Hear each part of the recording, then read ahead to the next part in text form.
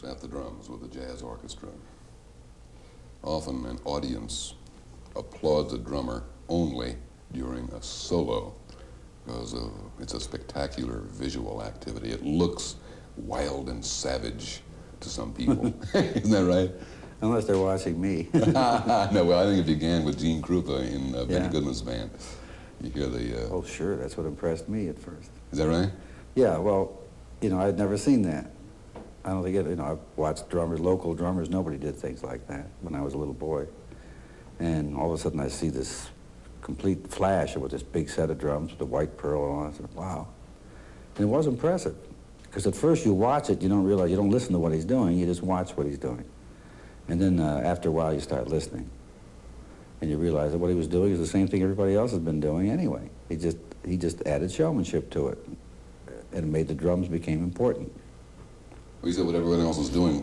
What do you see as the, Mel, as the different functions of a drummer in a band? And which functions do you feel you handle best? Well, I used to feel that I handled the timekeeping best. That was something I was noted for having a good feeling, swinging, as they would say. It was my fame sort of laid on that. And my subtlety. I was always subtle. Everybody said, how do you get a band to swing and have so much intensity and you don't look like you're doing anything? Because what I used to do is I get under a band, not on top of it. My whole idea was to let the band sort of sit on my lap, you know, or it'd be like if I laid down flat on the ground and everybody sat on me, you know, and they would just be sitting on me and just feeling what I could give them from my body, you know. And by which, of course, you mean that the band sound would be sitting on the sound of your drumming. Right. I think we ought to clear that up. So